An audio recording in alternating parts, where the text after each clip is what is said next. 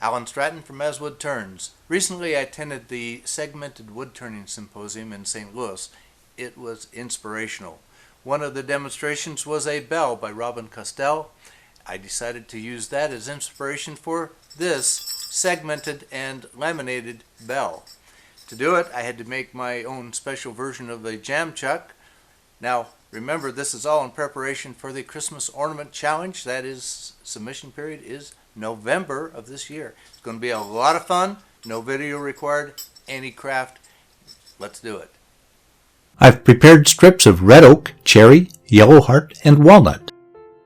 Next, to reorder the strips to maximize contrast and have a pleasing mix. I made a gluing setup from chipboard and a couple of pieces of aluminum angles. One side is screwed to the chipboard, the other is free. I stuck tape to the aluminum and to the chipboard to prevent glue from sticking to the jig. I used Titebond Original Extend. I needed the extra glue up time. After the glue hardened, I cleaned off the tape, and then passed the wood through the saw again to clean up the sides. I used my chop saw at a 45-degree angle and a length stop to cut the segments. Since I can mate only every other segment, I have enough segments for 2 ornaments. I sanded one side of each ornament before gluing pairs together. Rubber bands are sufficient for clamping pressure as long as they are slack on the flat side. Parchment paper is a great work surface since glue will not stick to it and I can throw it away. I'm taking care to match the wood pattern. With the glue dry, I sanded the mating sides and glued them together into the final ring. Again, I sand a little more and whatever I can to match the wood pattern. According to the original plan, I should have been able to start turning at this point, but I realized I did not use wide enough strips of wood to glue up. My bell would be very short, a mini bell. Instead, I decided to resaw each of my 2 blocks into slices. I have 2 sets of slices, 3 of one pattern, 3 of the other opposite pattern. I ran them through a thickness sander to make them all uniformly thick. According to Robin's plan, I glued 2x2 block of MDF to one slice, aligning the corners to the glue lines. This is to ensure the block is centered when mounted to the lathe. This will be the top of the ornament and serve as a waist block. I found a piece of bird's eye maple veneer from another project. Too bad the bird's eye figure will not be seen. The maple will help to define the layers. The tape is to mark the sizes I need and to prevent the veneer from splitting. Since I have plenty of margin, I cut the veneer on a bandsaw. This is not a good choice for normal work as there is a lot of shattered grain. Now with the slice with the MDF block mounted to the lathe, I can start gluing the layers, one by one. Each pair has a piece of maple veneer between them. I'm using plenty of glue on both slices so that I do not have to put glue on the veneer. I'm aligning the point of the second slice to the middle of the side of the first slice. I managed to fit on a few clamps for more uniform pressure. After the glue dried, I added additional layers of veneer and my laminated block. A silicone oven mat catches the glue squeeze out. Now I have a very nasty looking glue block. I did take it to the bandsaw for some cleanup before turning it. I let it dry overnight, but at this point I realized I made a mistake. I don't trust MDF for a faceplate to a chuck. It is too prone to splitting in the middle. So the MDF has done its job so far in bridging over any gap in the middle, but I'll keep the block between centers until I can cut a proper tenon. With the block now mounted on the lathe, I can carefully start rounding over the layers. I cannot be too aggressive with my gouge. If too aggressive, I could split out the wood due to the steep angle that the end grains pieces meet at. Now for that tenon. Since it is right next to the chuck, I'm using a parting tool to carefully cut the tenon. In retrospect, I haven't yet done anything that firmly defines the top or the bottom. Therefore, I should have cut the tenon on the right side and made that the top part of the bell. Then reverse the block onto the chuck. After the tenon is cut, I would no longer need the MDF block to center the block of wood.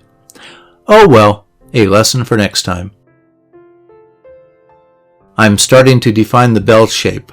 I want a slight flare at the bottom, then a gentle curve in, and of all things, a bell shape. However, I have to imagine the curve flowing across the top. I love turning segmented blocks. It is nearly all side grain. The only risk is at end grain joints. I'm still using my bowl gouge. It's time to shift to the tenon at the top of the bell. I'm not wasting wood since the tenon will be cut away when I finish the top of the bell. With the wood securely mounted with the tenon, I can hollow the bell. I'm using my bowl gouge for most of the wood removal, but I finish with a round nose scraper before thoroughly sanding the inside and as much of the outside as I can reach. I use shellac friction polish for Christmas ornaments. I can apply it on the lathe. It blends well when I have to blend tops to bottoms.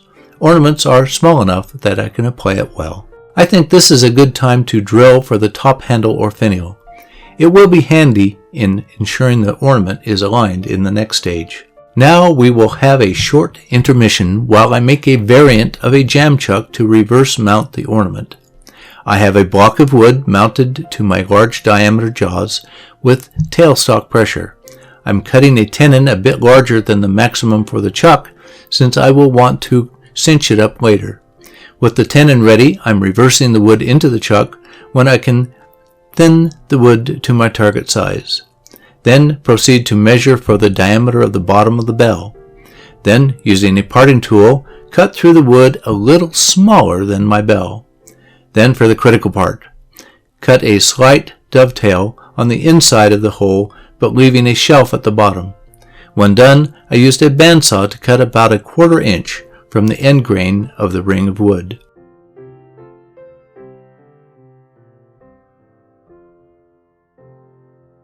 Then, expanding the jam chuck slightly, I inserted the ornament.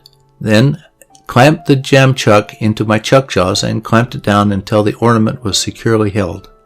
Then I can proceed to round over the top of my bell with a spindle gouge. After sanding again through all the grits, I can finish the top, blending back to the previously finished portion. This finishes the bell part of the bell. Only a handle remains. The handle will be from a ratty piece of gum. At least, after I turn away the bad wood, I want only a simple handle that will not distract from the beautiful bell portion.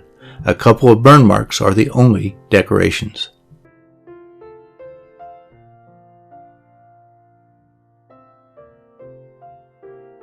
And my Christmas bell is finished.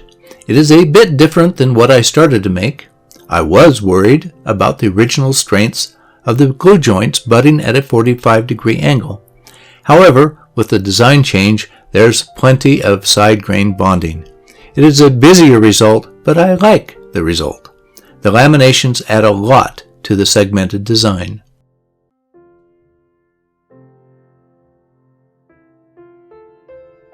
This ornament is beautiful. Please give this video a thumbs up, subscribe on my website, tell your friends, and send me your comments and questions.